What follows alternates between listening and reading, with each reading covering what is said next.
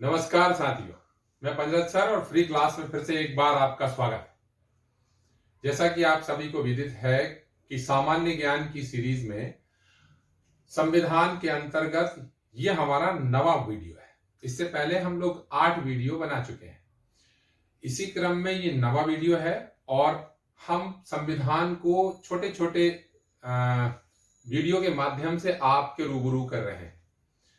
तो चलिए उसी क्रम में ये हमारा नया वीडियो है।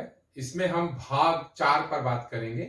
इससे पहले हमने जो वीडियो बनाया था वो भाग 3 पर था, जिसे मौलिक अधिकार कहा गया है, मैग्ना कार्टा। अब जो वीडियो बनेगा आज वो भाग 4 पर रहेगा। हम ज्यादा टाइम आपका नहीं लेते हैं, फिर से बोल रहे हैं, अगर जो लोग नए जुड़े हैं तो वो हमारा चैनल सब्सक्राइब करें और बेल आइकॉन को दबा दें ताकि हमारे द्वारा बनाए हुए लगातार वीडियो आप लोगों को प्राप्त होते रहे। चलिए हम ज्यादा समय नहीं लेते, वीडियो चालू करते हैं। जैसा कि हमने पहले बोला था आपको, अभी हाल बोला था कि छोटे छोटे वीडियो के माध्यम से हम आपका जनरल नॉलेज अपडेट कर रहे हैं। ये वीडियो उन सभी लोगों के लिए लाभदायक होगा जो लोग ये किसी के एग्जाम की तैयारी कर रहे हैं या फिर अपना जनरल नॉलेज बिल्डअप करना चाहते हैं। मैं इस वीडियो को कम से कम टाइम में लेने की कोशिश करूंगा और कोशिश करूंगा कि वो सब कंटेंट इसमें आ जाए जो आपके लेवल पर अर्थात परीक्षा की दृष्टि से आप लोगों के लिए जरूरी है। ठीक है, और मैं आपको साथ में ये भी बता देता हूं कब कब क्या क्या कौन से क्वेश्चन पूछे जाते हैं और क्या है। चलिए, जैसे कि यहां पर लिखेंगे हम भाग 4। भाग 4 चालू होता है आर्टिकल 36 से लेकर आर्टिकल 51 तक। आर्टिकल 36 से आर्टिकल 51। इसमें राज्य के नीति निदेशक तत्व या नीति निदेशक सिद्धांतों की बात कही गई।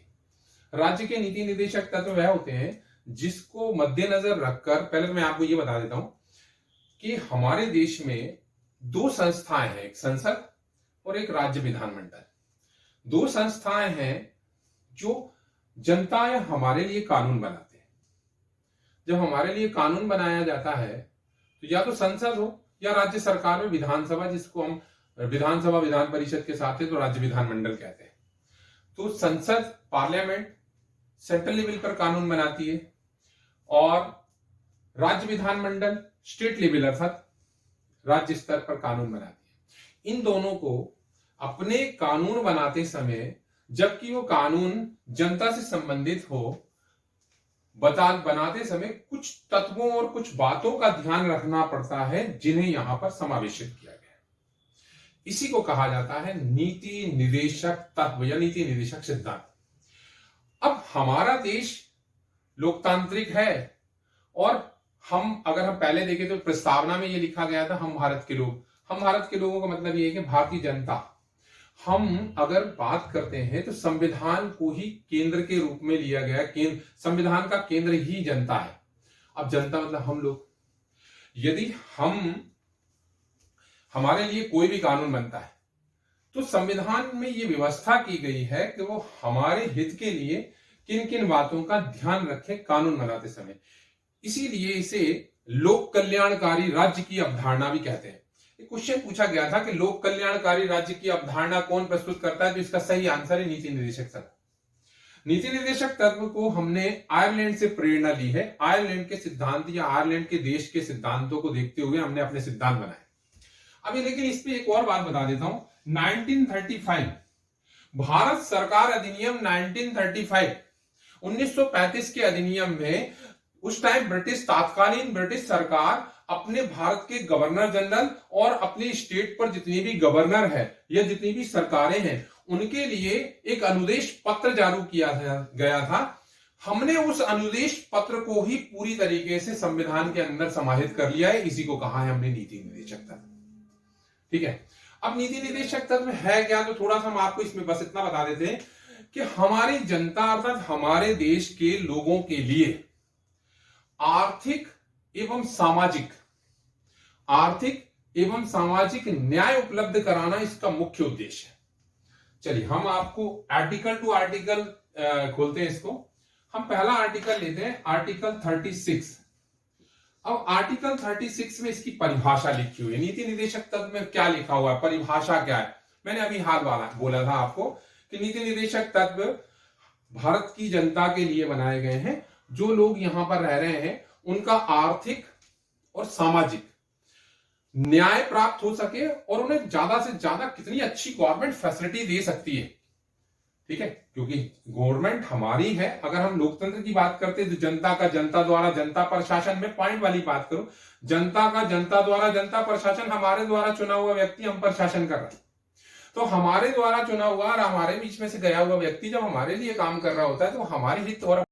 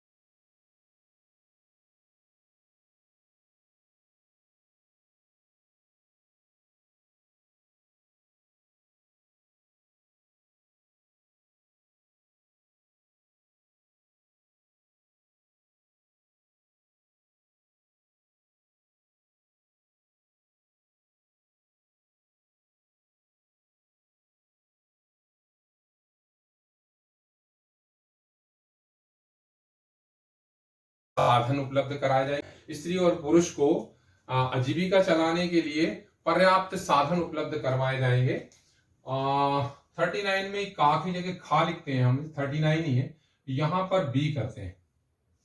अब इसमें भी पर्याप्त साधनों की बात कर रहा है। गवर्नमेंट साधनों का उपयोग ऐसा करेगी कि किसी का दुरुपयोग ना हो पाए, इसका मिसयूज ना हो, और अगर सरकार को लगे तो वह किसी भी साधन का जो कि उत्पादन का साधन है उसका राष्ट्रीयकरण कर सकती है। अब इसके बाद आता है गा, इसको सी कह सकते हैं, ठीक है ना, 39 गा या 39 सी। अब राष्ट्रीयकरण वहां करवा दिया था। अब इसमें यह लिखा गया है कि यदि, अब इसमें एक पॉइंट बहुत क्लियर आता है कि धन का समान वितरण। देखिए, धन पैसा जो इकट्ठा करेगी गवर्नमेंट, या पैसा का जहां से भी यूज करेगी या उपयोग करने के ऊपर है, उपयोग ऐसा ना करे कि जनता की मतलब हमारे नागरिकों का उसमें अहित हो।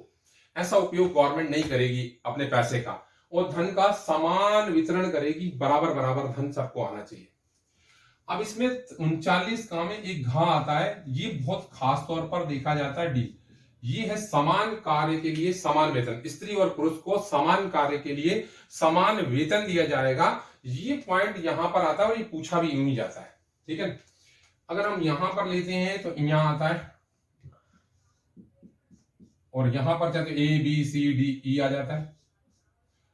अब अगर ई में क्या लिखा हुआ है, तो इसमें ऐसा लिखा हुआ है कि जो बालक होते हैं, जो सुकुमार अवस्था के होते हैं, देखिए पहले आपको एक क्लियर बता चुके हैं पीछे भी कि बाल मजदूरी निषेध आर्टिकल 24 कहता है, लेकिन 14 साल के उम्र के बच्चों को आप ऐसा बाल मजदूर मतलब मजदूरी नहीं करा सकते। 14 साल से ऊपर के जो बच्चे हैं, जो कि वयस्क नहीं हुए 18 साल, ये सुकुमार होते हैं, इनके लिए एक बात बोला गया है कि इन्हें ऐसा एनवायरमेंट दिया जाए या आर्थिक रूप से ऐसा बना के रखा जाए इनके लिए एनवायरमेंट कि इन्हें रोजगार में ऐसे रोजगार ना करना पड़े जो इनकी शक्ति और इनकी आयु के हिसाब से, ठीक है, इनकी शक्ति और इनकी आयु के हिसाब से अनुकूल ना हो। इसका ध्यान सरकार को रखना है। अगला आता है चा, ABCDE, इसको F बोल सकते हैं, ठीक है। ये जो जोड़ा गया है 42वें संविधान संशोधन 1976 में जोड़ा गया है। अब इसमें क्या लिखा हुआ है? इसमें लिखा हुआ है कि जो बच्चे हैं, बालक लोग हमारे देश में बच्चे हैं, जो उनको ऐसा एनवायरमेंट दिया जाए, ऐसा गरिमापूर्ण स्वस्थ वातावरण दिया जाए ताकि वह अपने विकास के लिए अच्छा सोच सके, क्योंकि उन्होंने यहां पर आकर प्लान करना होता है। ये सारे के सारे सिद्धांत लिखे हुए 39 में अर्थ से संबंधित सिद्धांत दे रखे हैं, ठीक है। अगला लेके आते हैं आर्टिकल 40। आर्टिकल 40 है, एक मिनट लिख दूं पहले। आर्टिकल 40 में लिखिए पंचायतों का संगठन या संरचना। अब 73वां संविधान संशोधन 73वें संविधान संशोधन 1993 से पहले जब इसको संवैधानिक दर्जा नहीं मिला था, तो पंचायतों का प्रावधान मात्र आर्टिकल 40 के अंतर्गत ही देखा जाता है। क्वेश्चन आ चुका है, ठीक है। आर्टिकल 41 में लिखा है काम पाने का अधिकार, शिक्षा पाने का अधिकार, न्याय पाने का अधिकार, वो यहां पर लिखे हुए काम, शिक्षा, लोक सहायता पाने का अधिकार आपका आर्टिकल 41 में आता है। आर्टिकल 42, यहां पर एक ही चीज क्लियर हो जाता है। 42 प्रसूति सहायता। पहले मैं आपको एक और बात बता देता हूं। आर्टिकल 41 के अंदर मैं एक चीज और बता देना चाह रहा हूं कि 15 अगस्त 1995 में यहां पर इसी आर्टिकल के तहत बहुत सारी योजनाएं चालू की गई थी, और इसी आर्टिकल के तहत आती हैं वो राष्ट्रीय वृद्धावस्था पेंशन, राष्ट्रीय विधवा पेंशन, राष्ट्रीय विकलांग पेंशन, अन्नपूर्णा योजना, ये सब आर्टिकल 41 के अंतर्गत आती है। ये क्वेश्चन अगर आया तो बता दीजिएगा, क्योंकि एक बार ऐसा पूछा जा चुका है कि अन्नपूर्णा योजना किस आर्टिकल के अंतर्गत रखी गई, तो आर्टिकल 41। अब फिर चाहता हूं मैं 42 में प्रसूति सहायता लिखी हुई है। सॉरी, 42 में जो देखा हुआ है, मैं आपको इसको क्लियरली बता दूं। प्रसूति सहायता के बारे में क्लियरिटी में दिया गया है कि प्रसूति सहायता लिखी गई है इसमें, ठीक है। आर्टिकल 43 में, अगर आर्टिकल 43 की बात करते हैं, तो आर्टिकल 43 में निर्वाचित मजदूरी दी हुई है और कुटीर उद्योग यहां मिलते हैं। देखिए एक योजना चालू हुई है अभी है, PM विश्वकर्मा योजना, कुटीर उद्योग से संबंधित है, वो यहां प्रेरित करती है आर्टिकल 43।